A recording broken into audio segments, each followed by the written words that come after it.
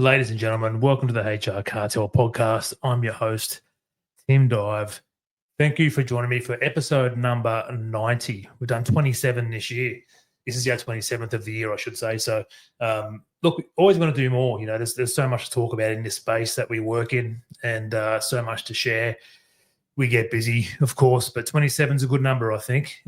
Hopefully, we do another one before the year ends, but it's the 11th of December today. We're getting close to the end. So we'll keep on trying to bring much more for you. We've got a lot planned for the next year ahead. We had a big HR Cartel team planning day not long ago. And look, at the start of this year, it was myself and our good team member, Indy, really trying to foresee what the year was going to come and what was going to come ahead and how we'd tackle what was a big goal, a big vision. And we finished the year now with a team of 5 and a massive plan for the next year ahead. So I hope your business has had similar growth, similar successes, and we're here to help you along that path with respect to the workplace relations side of things, of course. So I hope we've contributed to that. If this is your first time coming to one of these episodes, then welcome. We want you to come back. Do us a favor, hit follow, like, or subscribe, whatever it is on that platform you're listening to this on or watching it on. And that's the way we reach more people. And the ultimate goal here is for us to reach as many small, medium, and let's say micro businesses as well, because, we're a micro business and we've got plenty of value to add for you too. So the way we reach more of those is by you listening, sharing, following. So thank you for doing that. Those who have already, thank you. Much appreciated. You know I say that every time. But look, I think what I want to do is really review the year that has been. And a lot has gone on and there's a lot more coming. By the end of this, we're going to recap on things that have occurred, things that I've commented on and provided some commentary on, review where that's at, what the next steps are in those things. But also land somewhere by the end of this with some sort of vision of what next year is going to look like, what we're going to have to prepare for, and hopefully some good things in there as well. But we'll get to that, right? Like I said, episode 90, 27 episodes. What do we talk about this year? Well, of course, we talked about wage theft and all that sort of stuff. That was the big thing on the agenda this year. Wage theft, it's one of these things, and I still have conversations with business owners December 2025 that are alarming to me, not taking the seriousness of wage theft appropriately, thinking that it's not that big a deal, thinking that, it's just a little bit of money if I just don't pay someone this amount of money I owe them as an employee, or I withhold some money, or I do this, or I do that, intentionally. And I mean this, some conversations with some employers, we're not talking about payroll mistakes. We're talking about a decision made to intentionally not follow the rule when it comes to a person's wages. That is wage theft, right? That's what it is. So if anything this year, this last 12 months, what this wage theft legislation has done is really clarify for me too. I've learned a lot this year about this wage theft stuff where, what might seem minuscule and small now is a criminal act. If anything, the legislation has cleared that up. It's given us a good understanding of what the law is going to see as a really serious offence. Now, we may not agree with that, right? And I will guarantee 90% of us out there won't agree with it. I don't agree with this area of law myself, really. If it's egregious, if someone's really abusing people and it's intentional and they don't intend to stop it and they do this as a way of doing business, that's criminal. I agree with that. Prosecute those people, get them out of employing positions. Don't let them do the damage. I agree with that, right? Anyway, I digress. Wage theft this year. So let's take it seriously, right? It's 12 months old now. It came in the 1st of January this year, 2025. it's going to take some time before we see someone go through a criminal process. And why is that? Well, that's because the Fair Work Ombudsman has to investigate to a degree that it's satisfied it can refer to the Department of Public Prosecutions. Now, even at that point, that department is going to pick it up, and I guarantee you the Ombudsman's investigations aren't going to satisfy their standards of investigating, right? Because we're going away from the balance of probabilities outcomes into a beyond reasonable doubt outcome, which is the difference between employment law typically and a criminal court. So, of course, the federal police are going to pick up whatever's referred to them and go and investigate it further themselves. This is going to take time. Just because we haven't seen someone made an example of yet this year doesn't mean it's not a real risk. Now, let's put that to the side, right? Let's just park that for a minute. What everyone needs to remember here is that the Fair Work Ombudsman has plenty of other weapons in its arsenal to use before it decides if it's going to go down that criminal pathway. And we can see some examples of that just this year and other years, of course. But here's one thing. If you just follow their newsletter, you go on the Ombudsman's website and you subscribe to their newsletter and get their updates, you'll see that almost every day they've got people in court, right? And this is over, sometimes as small as $1,000, a couple of $1,000. Sometimes it's more than that. But they can put you in court should they choose to do so. Not a criminal court, but a civil proceeding, right? So there's plenty of damage they can do to your business there.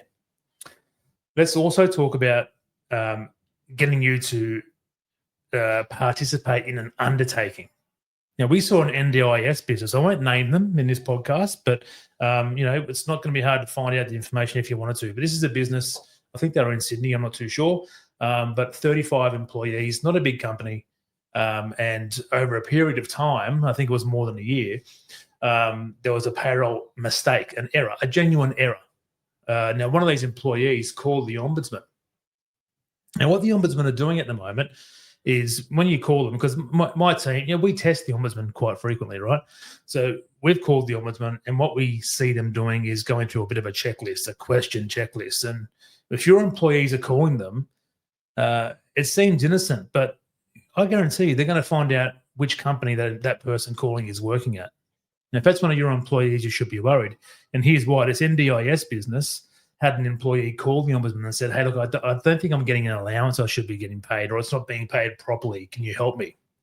First question, who do you work for? They got that information, and off went an inspector, tapped on the door, and here we go. Now we're in an audit. Okay, now that has resulted in an error being found. That error was worth about $1,400. That's been back paid, right? That's been fixed. Lesson learned, being back paid to the employee. Now, when I'm reading this undertaking that the Ombudsman had this company participate in, or this company agreed to sign, I was a bit curious about the dates, because what they did was they stopped looking at payroll records prior to, before the start of the year. And I'm thinking to myself, well, I wonder why that is. Because wage theft laws came into play then, and this is a big weapon that the Ombudsman was beating their chest about and was proudly going to use, right? So that tells me one thing. Firstly, the Ombudsman has a massive ego.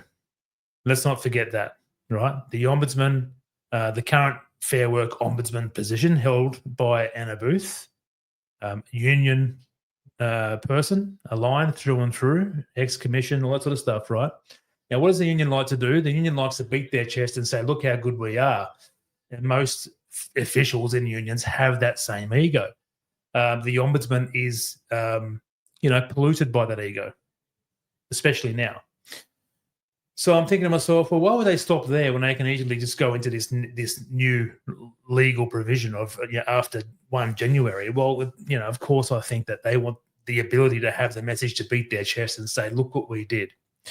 We found a payroll error. We had it back paid, and now this company is in our undertaking, and we've got 5 years of watching this company and making sure they do the right thing.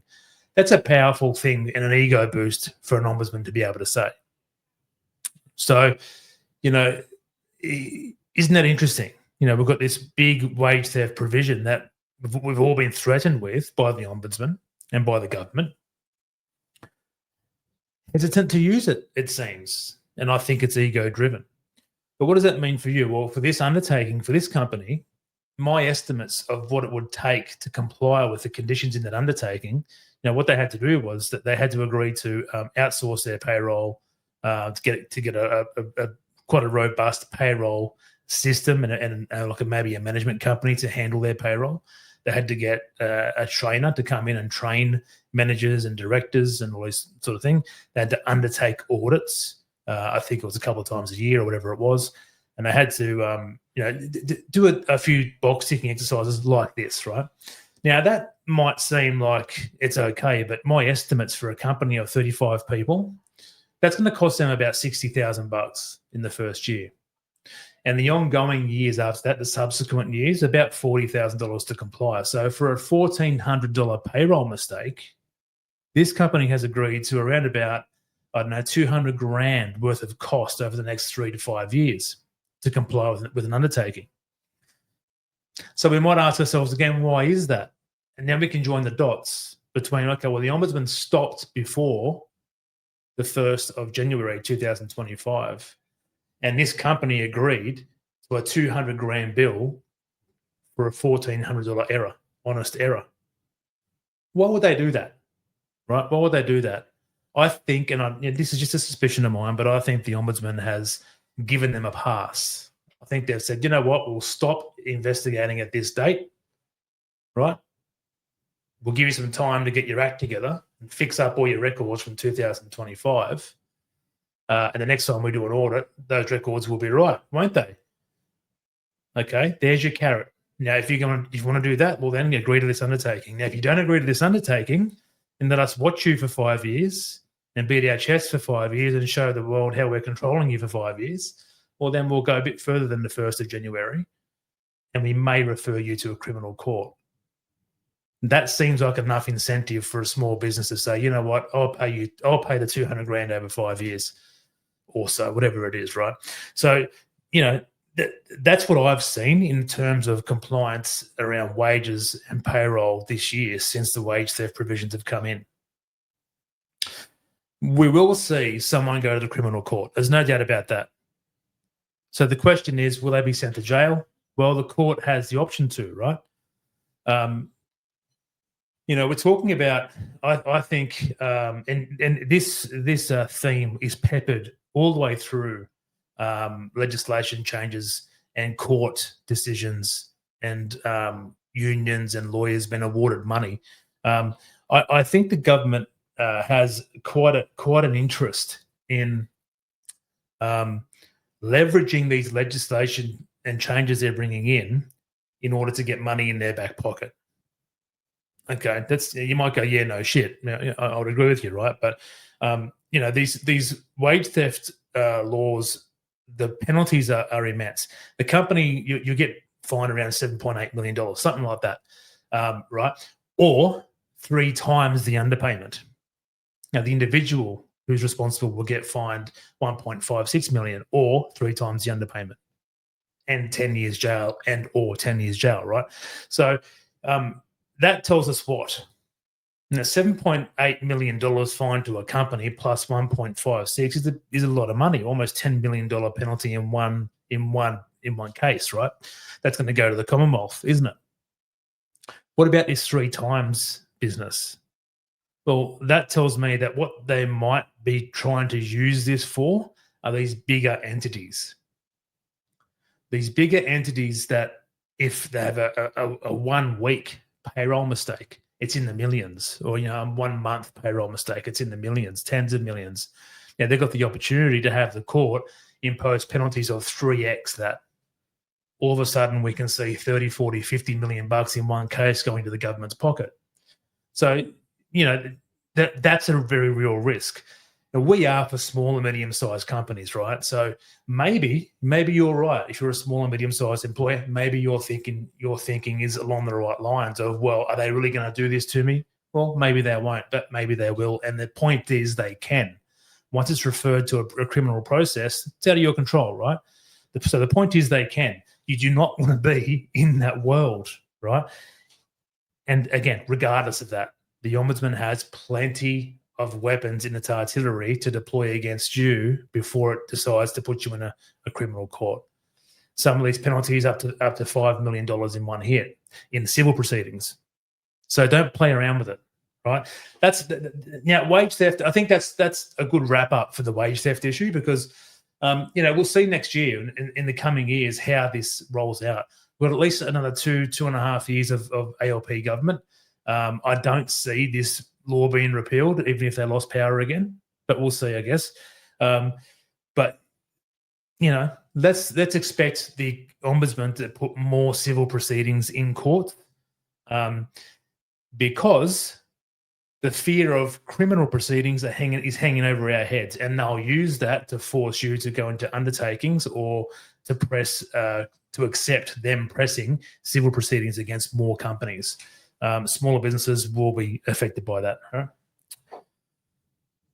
We spoke about HR compliance. It's a good one for here too. HR compliance and the burden of that hasn't decreased, and in fact, we're going to see more of that.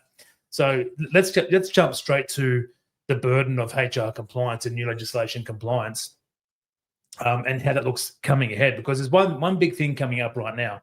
Well, there's two things coming up in the new year that should have us all worried about compliance. The first is the Commission's hearing about the work from home rights. This is the right to work away from your workplace, not the right to ask, not the right to explore flexible working, the right not to come to your workplace and stay home, the right to do that. Okay, written into the Clerks Award, which covers about 2 million staff, which will then flow on to other awards. That's the intention of the Commission. There's a hearing for that coming up in February or something, I think it is. Don't quote me on that. Now, that's going to cause a fair bit of burden, right? That's going to be the next run of disputes that we see in the Commission and inside companies. We've already had the Fair Work Commission come out and say that this financial year, they're expecting more than 50,000 claims in the Fair Work Commission. Well, this will spur on more of those problems, more of those cases, general protections claims. People being terminated because they don't want to come to work, or they exercise their workplace right, then they get terminated. That's an increase in general protections claims, and so on and so on. So you see where I'm getting at with that one, right? So the administrative burden and understanding of how this law is going to work is going to add to what we've already said this year is a problem. The next thing is going to be the Payday Super, right? That's July 1, 2026. So we're 6 months away from that, maybe a bit more. But what that means is, we'll look into this more in the new year. Maybe as we get closer to July, we'll do an episode on Payday Super.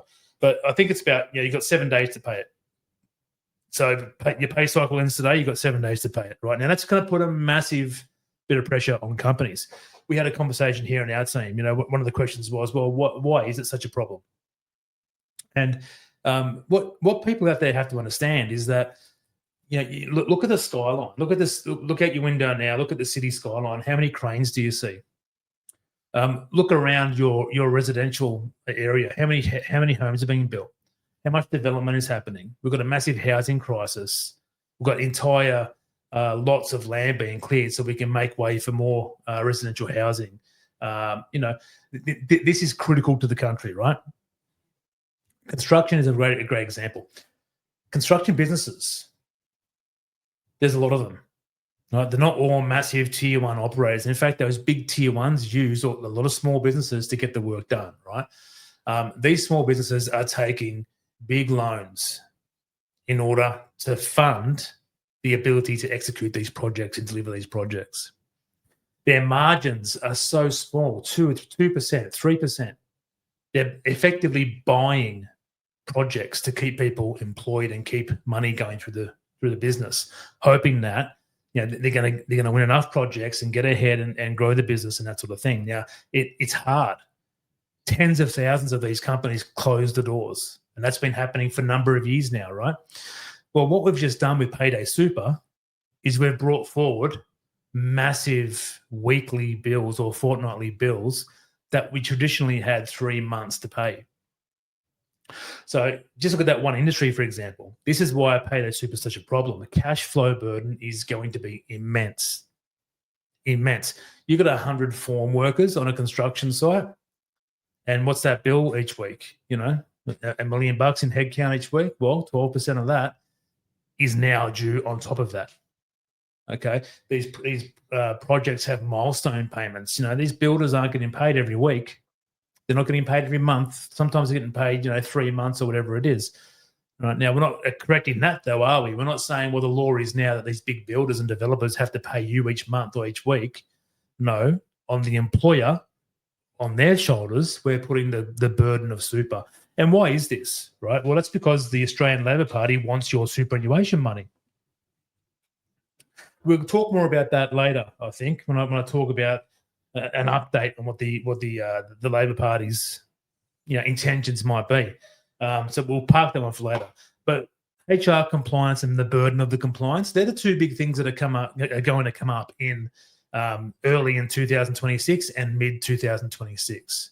There's another thing happening as well, which is going to create far more burden for us too, and that's happening next year with a review of the National Employment Standards. That's the NES, for those of you who aren't aware of the full term, the NES. So you've got the Fair Work Act, which underpins everything, and you've got modern awards, which goes on top of those things, and you've got the NES, the National Employment Standards, which is a minimum safety net, which is what the award system is supposed to be, really, right? It's supposed to be a safety net. The Fair Work Act is supposed to be a safety net. And the NES, they created as a safety net. So the funny thing is, it's going well beyond being a safety net, because let me put this into your mind, and we'll just watch how this rolls out, right? Because what we've got is a Greens Party and an Australian Labor Party who are pushing very hard. Well, the Australian Labor Party is the ACTU and fellow unions. The union movement is the Australian Labor Party, right? So the union movement, the ALP, and the Greens are pushing hard to change workplace relations consistently, right? Probably close to 200 changes now we're getting to in the last 4 years. We haven't caught up. We're not catching up. We're not going to catch up. Businesses are closing, and now here's our next tranche of change, the NES review. So this is what I want to put on your radar. The Greens Party are going to ask for reproductive leave, and the union movement will also ask for reproductive leave. That means what they're asking for there, and they want to put this into the NES, National Employment Standards, which means that it's a safety net going to every employee in the country, private sector, right? That's whether you're a modern award covered, non-award covered, or a enterprise bargaining agreement covered employee, all of you, right? Reproductive leave is 10 additional days of paid leave. And really, it's for women.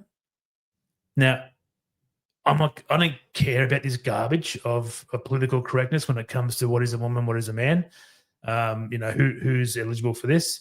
But here's the kicker. If you want to go through some sort of a gender reassignment therapies and that sort of thing, that'll be included in this. You're going to be paying 10 days paid leave for that as well, right? A woman's a woman. Don't mince my words. A woman is a woman. But the Greens Party and the union movement are going to play with this tool to have all kinds of woke ideology and leftist ideology, socialist ideology put into the National Employment Standards under reproductive leave. That's what they're going to push for. You can mark my words. Another thing is going to be an extra week or an additional week of leave, it being annual leave, right? So 5 weeks instead of 4, or 25 days instead of 20. That's going to be on the agenda as well. And the next thing is also going to be the 4-day work week. And the 4-day work week is a reduction of ordinary hours, right? So it will go down to something like, 31 hours a week or whatever it might be, right? Now, here's the kicker with this. It's not 4 days pay. It's 5 days pay, right? It's a 1 day less of work each week with no drop in the pay they receive today. That's what the Greens and the union movement are pushing for. There's more than that, but they're the top 3 things that are going to cause us all concern with the NES review. Okay, there is more than that. And as we get closer to that and we see more information about the review come out next year in 2026, we'll do another episode on that as well, and we'll talk more about that. But there you go. Now, this year, this kind of leads perfectly into cutting costs, cutting your staff numbers, reducing your team, because that's what we saw companies doing this year, in 2025, right? Now, all this burden that we just spoke about then, that leads perfectly into the next topic, which is that cutting costs and removing headcount. And we've seen that with people offshoring jobs, mainly admin jobs or support jobs to places like the Philippines or, Fiji is a country that's coming online now. We're seeing people in South Africa now being engaged. So what we're seeing is, and I warned about this right a couple of years ago. I remember saying this. What we're seeing is Australian companies, small businesses, large, everybody are creating industries offshore. Now, we're not making money out of that. Our tax system isn't getting paid for that, right? We're losing capability, knowledge, revenue, tax, all that sort of stuff. We're losing it because of how tight these restrictions are being placed on small businesses by the current government. Right, so we've got Fiji propping up, we've got Thailand, we've got Philippines, we've got South Africa, Mexico I've heard of as well. All these countries are really getting strong in the offshoring world. They've got their own industries setting up, and we are their customer. The Australian economy, the Australian businesses are their customer. We're seeing that, right? We're going to see far more of it. When you start throwing an extra 3 weeks of leave as a minimum entitlement on Australian employees under an NES review, and you start reducing our ability to work by 1 day each week, right? That's 48 extra days off each year, plus the extra 3 weeks. You see where I'm getting at? It is getting almost, I'm not even going to say almost. If that stuff goes through, it is not worth employing Australians. And that is a disaster. That is a disaster. I hope we don't get there. I really do hope we don't get there. But this is the outcome of this is going to be reduction in headcount. You're going to see companies going away from employing locally, adopting more technology, and the union movement are beating their chest about getting companies who get better with technology, adopt AI, do things in a more streamlined approach, getting an allowance of that money saved, paid to the employees, right? So even there, these rules are strangling companies. So of course, entrepreneurial people who start companies, the job creators of Australia, those people who create industries, who create opportunities, you're strangling them. Of course, they're going to figure out how to get around that. And technology is one of the first ways to do it. And now you want to strangle that as well. Good luck to you. There's a reason why the union movement has 13% private sector workers. No one believes in them, right? Their ideas are ridiculous. They are a joke of an organisation, the ACTU. The productivity around you invite them to a productivity roundtable, a few months ago, like the government did, and they came in saying, let's work 1 less day a week. That's their bright idea, not intelligent people, right? And these are the people who we have controlling the government. And that's not a play on words. They are controlling the government. We can get into more details about how that works later on. We probably will, right? But reducing headcount is going to be a big thing for companies next year for all those reasons I've been laying out. We'll see more of that. So redundancies will be on the cards. And we saw the government change rules around, well, not the government, but the I think it was the High Court. Was it High Court? Might have been the High Court decision around how redundancies need to run now, which is if you've got casuals and contractors, those people lose their jobs, and your people who have been made redundant get put in those jobs. So fair enough, whatever. We know that now. That's what we do, right? But you've got to be aware of that next year. If you're a company who's going to cut your numbers down, you can't go out and start to contract out bits of work, get contractors, and then start making people redundant because you're going to have to lose those contractors, right? So not trying to be sly about it, but if that's your intention next year, redundancies will have to happen when you don't have contractors. That's the order of things to do it in. And I'm not for that. I want Australians employed. I want small businesses thriving. I want, us innovating ourselves, this business community and this hive of entrepreneurship in Australia to grow. This government is strangling it, but if you have to survive and cutting headcount is how you survive, then that's what you have to do, right? Because one job is better than none. So if redundancies are on your cards next year, you can't go and get contractors and offshore things and stuff and then start making redundancies. And that will backfire on you. Okay. We'll talk more about that next year, I guess.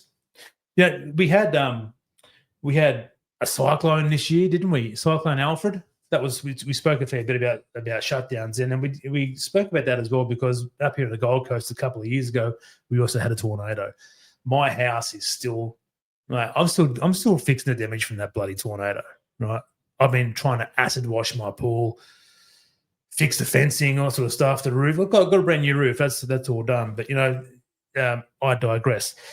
The damage from those things is ongoing. So we're going into another season of storms now up here in Queensland, and we've had fires down in the Central Coast.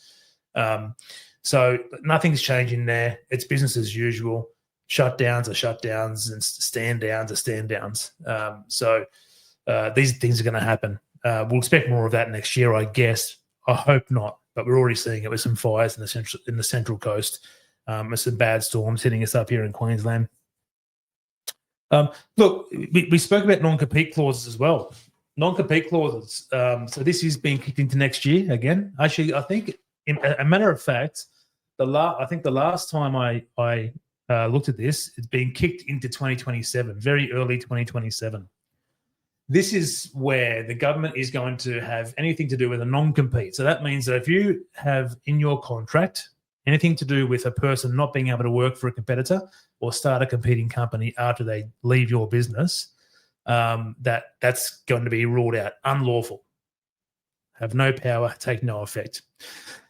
Anything to do with ex-employees who leave your employment and then tap all your employees on the shoulder and say, hey, come here with me. I'm taking all their clients, come with me. You can't, if you have that in your contract, gone, unlawful.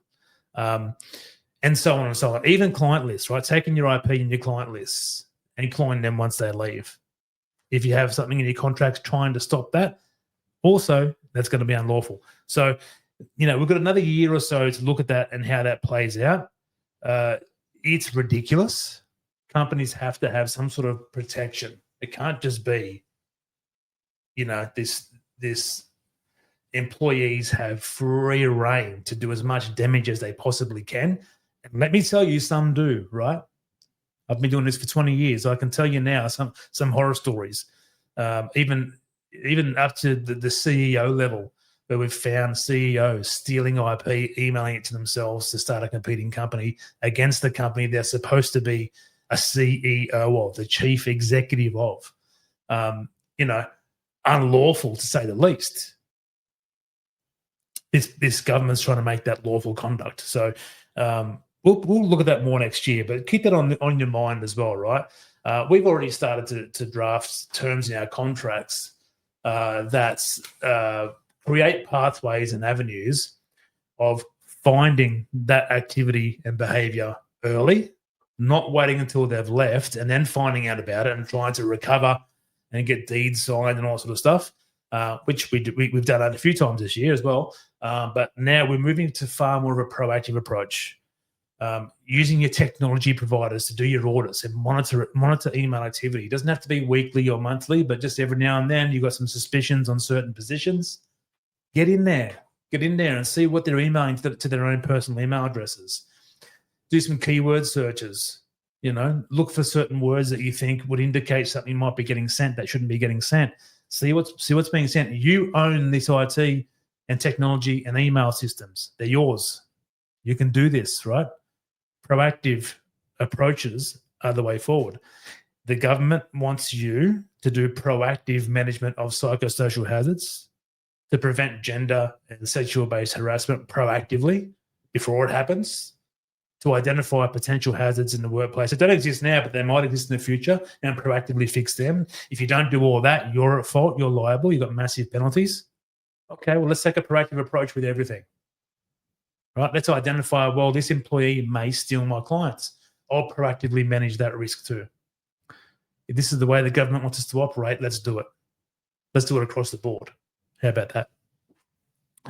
Okay, activism in the Fair Work Commission. We're seeing it. The current president, Justice Adam Hatcher, off his own whim, drafting this right to work from home is a classic example of union activism inside the commission, or at least union influenced activism and ideology influencing the Fair Work Commission's behaviour, decisions, activities. Call it what you will, right? Nothing illegal. I'm not saying that anything illegal is happening here, but there is activism in the commission and it does not belong there. While we're on that, right, let's talk about the small business. Let's say the small business access in the Fair Work Commission, or how effective the commission supports or doesn't support small businesses inside the commission, and what can we do about it. Last week, I spoke at a international small business summit held by Ann Nolder, who is the founder of the Small Business Association of Australia. By the way, we are a very proud industry member. We've just become an industry member of that organisation, the Small Business Association of Australia, and we'll be doing a lot of work with that association after I saw the good work that they've been doing when I was involved in this summit. Anyhow, so last week I spoke at this Small Business Association of Australia International Small Business Summit. I was on a panel of 8 or so. Gerard Rennick, who was ex-Liberal Party senator, now he has started his own party. He was on the panel. Phil DeBella was on the panel.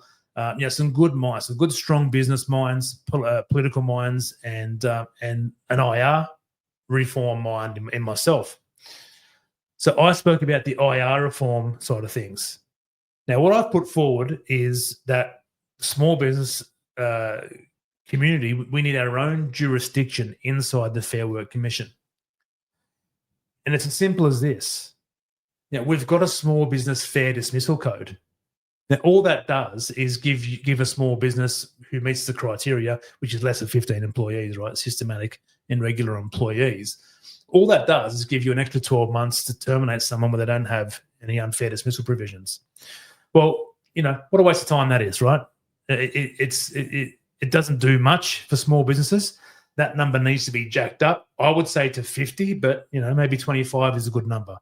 But that small business fair dismissal code should be just reduced to a small section of a wider covering small business code. That should be created, a small business code where we implement things like, here's some ideas. If you've got less than 50 employees, no union can touch you. Right? As long as you're complying with legislation, with minimums, you're paying people better off, whatever you want to say. You got less than 50 employees, casual, full-time, whatever, right? Don't worry about systematic, regular confusions. Don't worry about all that. Just 50 employees. Unions can't touch you. Now, you can proactively ask a union to be involved with you. No worries at all. But a union can't force you to bargain, force you with a court order from the Fair Work Commission that you must go and start negotiating with an enterprise bargaining agreement. They can't force you to do that. Now, let's even give some more benefits to employees. Let's say, okay, well, to enable that rule, you've got to be paying at least 20% above the award minimum entitlements for your employees who are covered by that union who's trying to to enforce you to bargain with them, whatever. Right? We can make those rules up, but that's an example. That's one example. You want to go and deal with unions, go deal with unions, but unions cannot strangle small businesses. Small businesses need the ability to flex, adapt, innovate. All their employees wearing different hats, right? Different type of worker goes to a small business. A particular type of worker will go to a big company. They don't belong in small businesses. They won't survive in there. They don't like it. They don't want to be there, right? These people want to wear multiple hats. They want to learn. They want to do new things. They want to be challenged by exciting new projects. Let them do it. Unions have no idea how to work like that. They strangle every company that they go near. Only big companies can handle that. So, there's a whole lot of other conditions that I myself would insert into a small business code inside the Fair Work Commission. I was happy to meet Bruce Bilson, who is the Ombudsman for small businesses in Australia. He works out of Canberra at the moment after my talk there. And we're very much aligned in the fact that we want small businesses to have their own jurisdiction inside the Fair Work Commission. We look forward to working with the Ombudsman in that sense in 2026, and we'll follow that up with them. So that's what we're going to be looking at in 2026, really advocating and rattling the cage of government to give more flexibilities, more leeway, more understanding in their legislation changes and lawmaking to small businesses, because they don't consider us, right? We're not even in their front of mind. We're going to do that via the Small Business Association of Australia too. So, we'll advocate, we'll contribute to white papers, we'll talk to our members and non-member clients and find out what you really want in an IR system, and we'll go and push for that reform. Don't worry about that. I'll have no problem putting our case forward to anybody. So you got my word on that for 2026. Look, let's just talk about one thing first: HR compliance and payroll compliance, and then we'll talk about just the connections between unions and governments and what we can expect when it comes to next year and the year after. If you are in that world of trying to figure out, why is the government doing this to us? Why Payday Super? Why are unions getting so much power? We'll finish on that, right? But first off, the HR and payroll compliance sort of things. The courts made a rule with this Coles and Woolworths matter, right? The underpayment of it's worth $1 billion. That was just in the federal court. It's not going to get challenged. It would have been challenged by now. It would have gone to the higher court. I've done more reading. I don't think a challenge would win anyway. So we're stuck with this, right? But this decision highlights a very important fact. And we've done a research here, so we know. And I spoke to, I hope he doesn't mind me mentioning him, but Sean Melbourne, an awesome legal professional in the employment world. Had lunch with him last week, and we had a good chat about this decision, about payroll systems, about compliance. And I think he's even working on something that may come to fruition in the future that will go to this element of compliance, right? I won't speak any more about that, Sean. Don't worry about that. But look, the fact is that the way that the law is interpreted and ruled upon by the court is probably accurate in legislation and how it's worded, but it's impossible to comply with. No company, and I won't speak for any legal professionals out there, but I haven't spoken to one yet that disagrees with me when I say no business in Australia is compliant. No one. According to how the court has interpreted the law and what we employers are obliged to do within that law and that framework, when it comes to payroll compliance, it is impossible to do. We can't do it, right? The biggest challenge of it is that in real time, there has to be manual calculations demonstrated for each employee as to which entitlements in an award may have been payable, why they weren't payable, and if they were payable, how the working was figured out to understand how much of that element was payable in real time on top of wages, right? No system does that. No system does it. Right? We did the research. We looked at payroll systems, global payroll systems, and local ones. The one we found that was closest to being able to do it was Tanda, but even Tanda doesn't have all the awards built into its system. It's only got some, not many. It would not even a third, I'd say, built into its system. Maybe not even a quarter of the awards built into their system.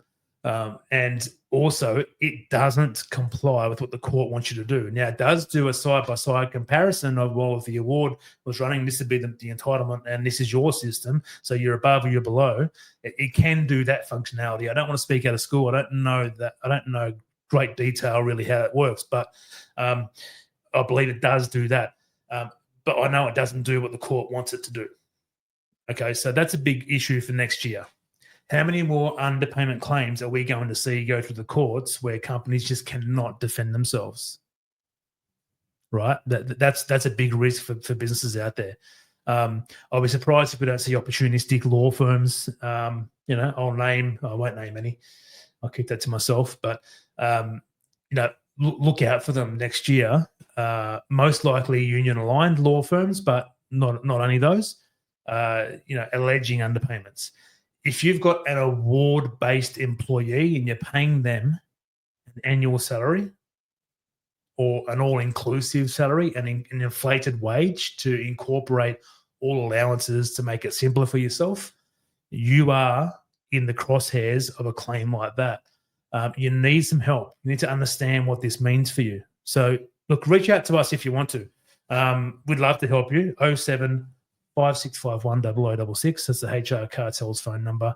Or go to our website, www.hrcartel.com. Contact us. We'll get in touch with you. We'll have a chat about it, right? Right. So let's finish on this. Let's finish on this one. Donation Watch is the name of a website which you can go to right now, and you can see who is donating to political parties. Now, Liberals, of course, they get donations, right? The Nationals, they get donations. One Nation gets donations. All these parties get donations, right? The Labor Party, the Australian Labor Party, is by far ahead of all of them in the volume of donations they get, right? Go to Donation Watch and have and check it out. It's all there. Now, some of these businesses and donors donate to multiple parties, and you'll see that on Donation Watch as well. But let's just look at the current government who's in power, because they are the decision makers, they are the lawmakers, and they are the ones who have set this IR system up in the favour of donors. Make no mistake about that. So let's just have a look at the donors here, right? PwC, PricewaterhouseCoopers. These are the guys, I believe, who got done with the privacy breaches, who are now working with the Australian government, and they leaked all that information to massive corporates, massive US corporates, who were given information about the changes to the tax system, which was aimed at getting them to pay more tax in Australia. Ahead of time, so they restructured their businesses so they got around it, right? They donate 1.2 million to the Australian Labor Party. KPMG, 790,000 donates, so almost $1 million. Ernst & Young, EY, $1 million. Deloitte, almost 700,000. Now, these are the big four. That's what they call the big four consulting firms, right? So you can see what's going on here. You can see that they're winning contracts and they're donating back to the Australian Labor Party. So they're winning Australian Commonwealth government projects. The Australian Labor Party are receiving donations back from the big four, right? The Labor ministers, the Labor Prime Minister is deciding which big four consultant gets the contracts, gets the work, millions upon millions of dollars of work. And what's happening is his party is receiving millions back from those people, right? Now, I'm not saying there's anything illegal there, but much like this travel shit going on right now, the Australian Labor Party, and all politicians, the excess of abuse of taxpayer dollars that they're using for personal gain and personal benefit. Do you see the dots we're joining here? So it may not be illegal, but is it appropriate or inappropriate, right? And is it going to drive decisions that the governments make in legislative changes? Yes, it is, and yes, it has. Okay, let's look at the unions, right? Maurice Blackburn, who's a union-aligned law firm. They represented Qantas in their general protections claim. They represent numerous matters, right? The courts award them winnings. They bill unions massive legal fees to represent them in courts. The courts, as part of their judgments, award portions in the millions of dollars to be paid to the union. Maurice Blackburn gets paid by the union. Maurice Blackburn donated $1.4 million to the Labor Party. CFMEU donated $1.5 million to the Labor Party. The ETU and the CEPU, I joined them together, right? The communications, electrical, and plumbing, whatever it is, CEPU. Now, ETU is part of that, right? So the ETU and the CEPU's combined donations, $3.8 million to the Australian Labor Party. Okay. Now, do you see where I'm getting at here? Do you see where I'm getting at here? Unions have destroyed construction in Australia in 3 short years. In Queensland specifically, they had a lot more time, right? They had more than a decade, I think, of Australian Labor Party leadership. And in Queensland specifically, that the CFMEU did a lot of damage. The ETU does a lot of damage in terms of construction cost and productivity and slowing down projects. I think we've lost a total of 51,000 days this year in Queensland alone on construction sites. Didn't we have a productivity roundtable a few months ago? Anyway, these laws that get pushed to give unions so much power, the abolition of the ABCC, which was the only real organisation or group that had teeth, that was taking the unions to court and getting them penalised in courts, right? The Ombudsman's supposed to do it now. They do a very bad job of it. But the Labor Party won power 3 years ago, and their very first thing, under instruction from the CFMEU, was get rid of the Australian Building Commission, because they take us to court. I think they were successful in getting about $16 million in penalties against the CFMEU. So, of course, the CFMEU had a grudge, and off they went and abolished that group, right? That's why the CFMEU paid them $1.5 million. So you can see what's happening here, right? Now let's talk about superannuation. The ACTU and the Australian Industry Group, mutual shareholders, you can call it, in industry super funds. Let's use the CBUS, the Construction Industry Super Fund, as an example.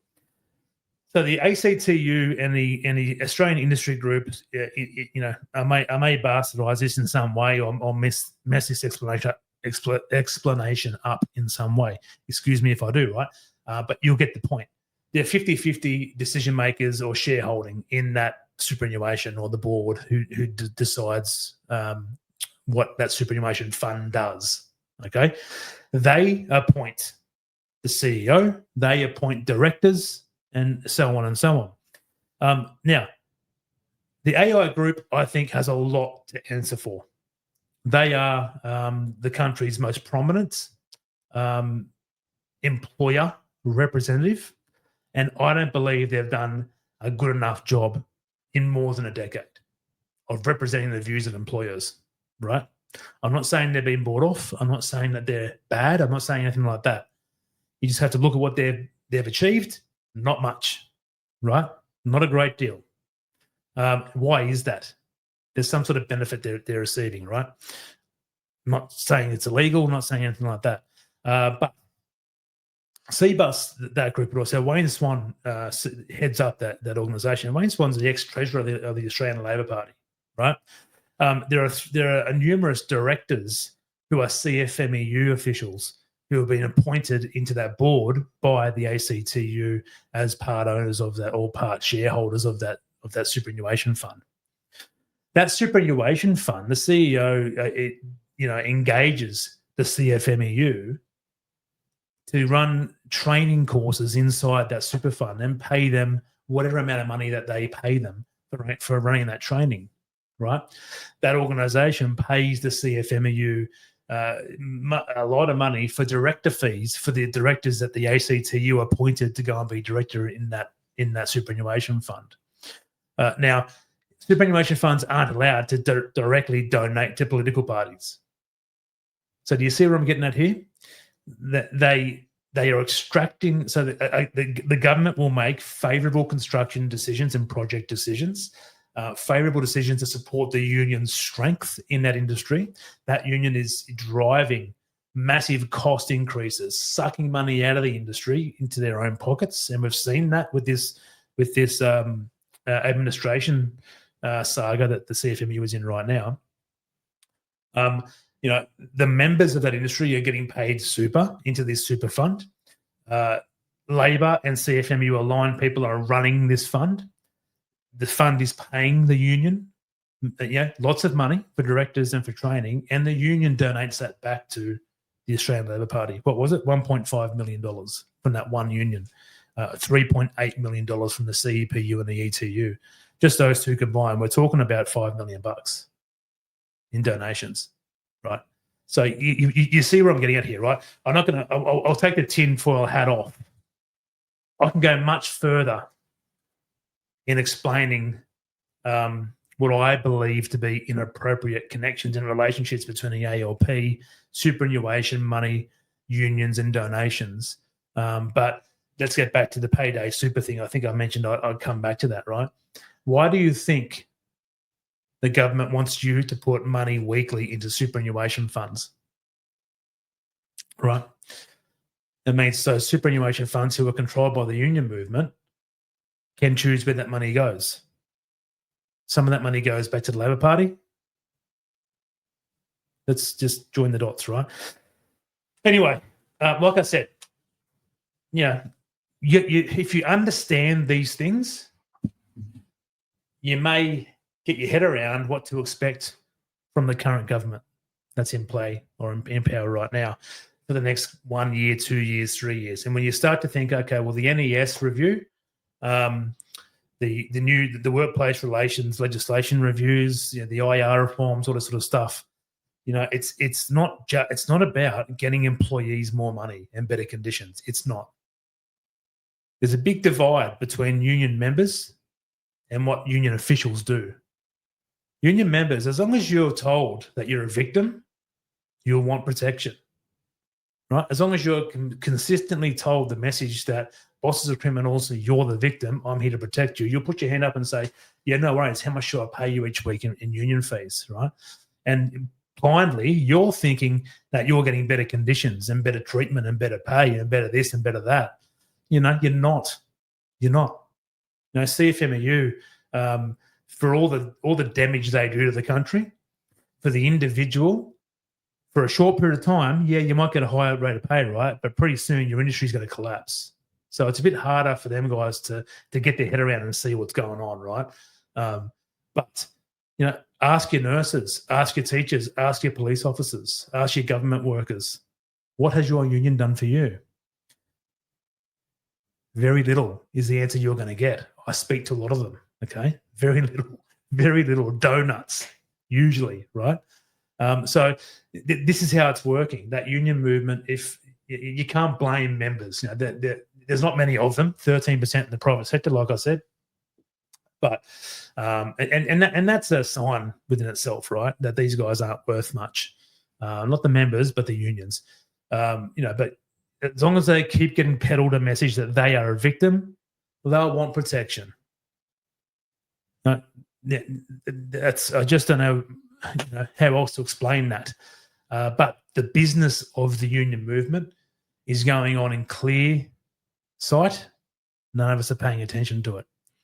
So watch that for the coming couple of years, at least the next year, to see what decisions get made, and know it, so you can predict, what's going to happen and protect your business from these types of, what I would call inappropriate dealings. Right. Well, that's the year in review, and I think we have landed in a few spots where we can say, well, this is what we expect for next year. The wage theft stuff, pretty clear. Keep worrying about it. We're not going to see it probably for, I reckon, another 6 months, and then we might see someone get prosecuted. A good 18 months it usually takes for a law to take hold and someone to go through a process. So I reckon, by July next year, maybe later, we'll start hearing about a criminal proceeding under wage theft. Most likely to be a bigger business. What that does is that gives a good year of payroll error to be accrued, found in December or January next year, a good 6 months of investigation and a referral to the DPP, and then we'll hear about it. That's what I'm expecting anyway. We'll see what happens there. But like I said, the government or the Ombudsman is pursuing many, many, many companies, no matter your size, and putting you in court that have all these other weapons in their artillery that are worth millions of dollars in penalties to you as well. It's not just the criminal component, right? There's far more danger. Let's end on that point. Like I said, go to www.hrcartel.com to talk to us. Click on contact, submit a form. We'll give you a call pretty quickly. Or call us on 0756510066. The advice team will help you out. HR Cartel members, look, we've got three levels of membership here. And we can do all kinds of other wild and wonderful things outside of those memberships as well. But these memberships are designed to give you top tier 1 industrial relations, not just HR. Industrial relations and HR capability inside your small business for a very, very small fraction of the cost that you would typically have to pay. Not ideologically driven with the big tier 1, the big firm, HR appropriateness. Not at all. We're for the employer. We're for small employers, and we advocate for small employers. What you want to achieve, we'll help you get there. So go to www.hrcartel.com, reach out to us. Let's have a chat. Look, until next time, as always, keep a tight workplace, and we'll talk soon.